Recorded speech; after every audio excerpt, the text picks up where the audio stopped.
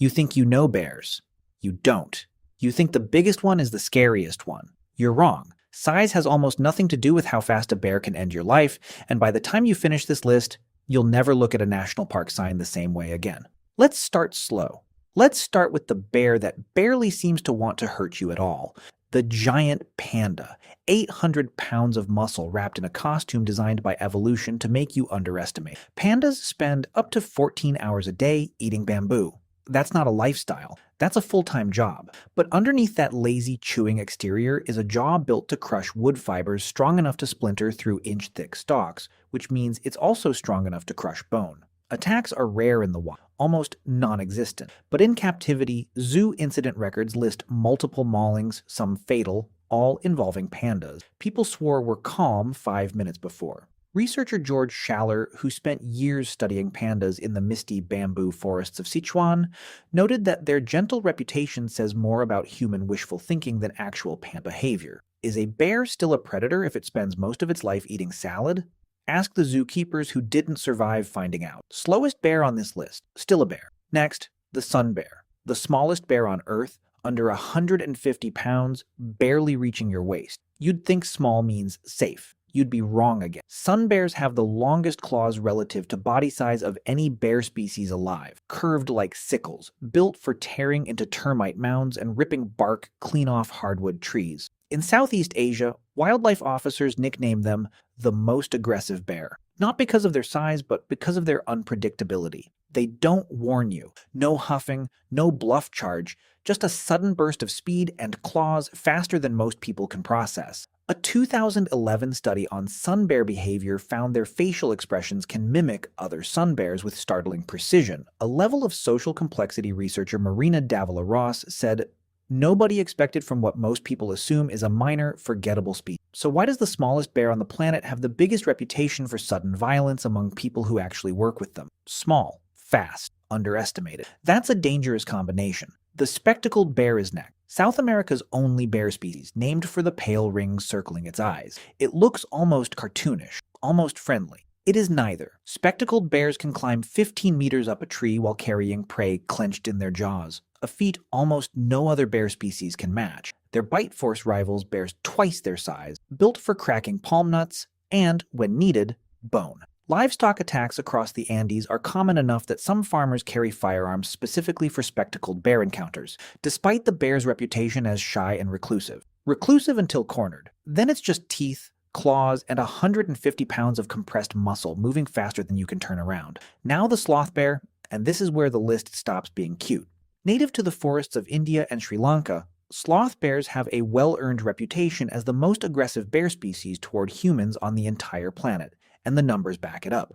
In parts of India, sloth bears are involved in more reported human attacks per year than tigers and leopards combined. Researcher Rajesh Gopal, who has studied sloth bear conflict zones across central India, documented attack patterns showing sloth bears rarely retreat once engaged, even when facing armed adults. Their vision is poor. Their hearing is worse, which means a person can be standing 10 feet away, and the bear won't know it until it's already too close to stop. And once it charges, it doesn't stop at intimidation. Victims across rural India describe catastrophic facial injuries as the most common outcome of a sloth bear encounter, not because the bear wants to kill, necessarily, but because its instinct is to disable the eyes and the face as fast as physically possible. Why does the bear with the worst eyesight on this list have the best aim when it comes to violence? Nobody has a comfortable answer for that yet. Now we're getting serious. The Asian black bear. Locals call it the moon bear for the pale crescent marking on its chest. Don't let the pretty nickname fool you. Moon bears are responsible for more reported human attacks per capita than almost any other bear species on the planet. Why? Bad eyesight. Bears with poor vision react to surprise rather than calculation. A moon bear doesn't decide to attack. It reacts, and reaction time in an animal with claws like kitchen knives is measured in fractions of a second.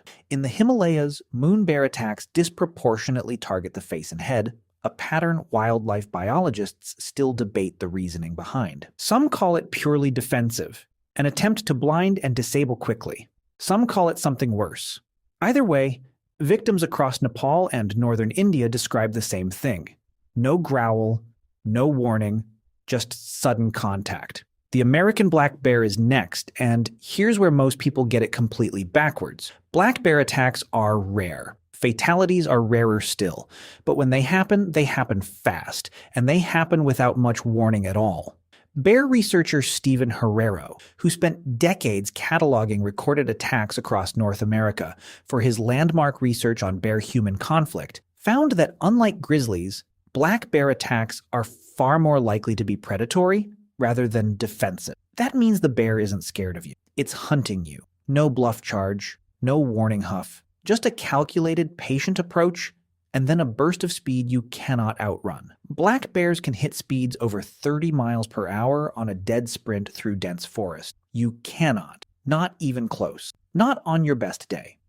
Herrero's data reveals something most campers never expect. Fatal black bear attacks are disproportionately committed by a single, otherwise healthy adult bear, not a mother defending cubs, which is the exact opposite of the grizzly pattern most people are warned about. That single detail changes everything about how you're supposed to react, because the standard advice for one species can get you killed with the other. Is it any wonder people confuse the two and pay for it?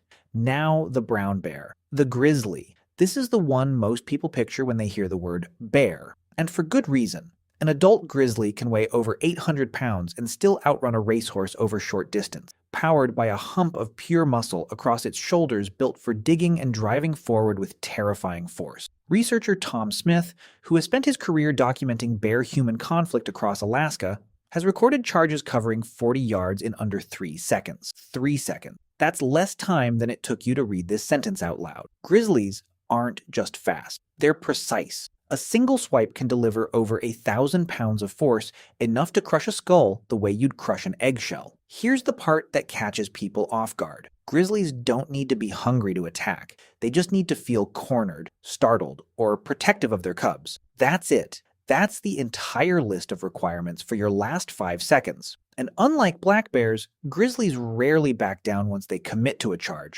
Bear spray works. Playing dead sometimes works. Running never works, because you are, at your absolute fastest, roughly half as fast as the animal now closing the gap behind you. Smith's field data from decades of Alaskan encounters shows the difference between a survivable grizzly encounter and a fatal one often comes down to a single detail: whether the person saw the bear before the bear saw them. Once that window closes, everything else is just physics. Which brings us to the top of the list. The bear that doesn't hesitate, doesn't bluff, and doesn't stop once it starts. The polar bear. Polar bears are the only bear species classified as primarily carnivorous, and the only one on Earth known to actively hunt humans as prey, rather than attack purely out of fear or surprise. Researcher Ian Sterling, who spent over 4 decades studying polar bears across the Canadian Arctic, documented cases of bears stalking remote settlements with the exact same patience they used to stalk seals waiting at breathing holes in the ice. That's not panic behavior. That's a calculated hunting strategy, refined over hundreds of thousands of years of hunting on a landscape with nowhere to hide. Polar bears can smell a seal carcass from 20 miles away across open ice, and they apply that same tracking ability to anything warm-blooded, including you and everyone you're standing next to. An adult male can weigh over 1,500 pounds and still move in near total silence across snow and ice, thanks to fur-covered paws that muffle every step and a walking gait specifically evolved to avoid breaking through thin surfaces. No warning growl, no warning charge, just a shape in the white distance that has already decided your dinner, and by the time you notice it, the distance between you has already disappeared. Communities across the Arctic have adapted around this reality in ways most of the world never has to think about. Polar bear patrols exist in towns like Churchill, Manitoba, specifically because bears will walk into inhabited areas mid-conversation, mid-errand, mid-anything, with the same calm patience they'd use on an ice floe. Sterling's research notes something unsettling about this behavior. Unlike almost every other large predator on Earth, polar bears show minimal instinctive fear of humans, likely because for most of their evolutionary history, they never encountered it. 8 species, 1 family tree, almost nothing in common except claws, teeth, and the willingness to use them. The smallest bear on Earth can kill you exactly as fast as the largest.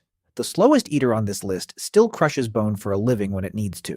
And the one everyone pictures as majestic, as noble, as the calm king of the Arctic is the one species on this entire list actually built to hunt you back. Notice the pattern running underneath all 8.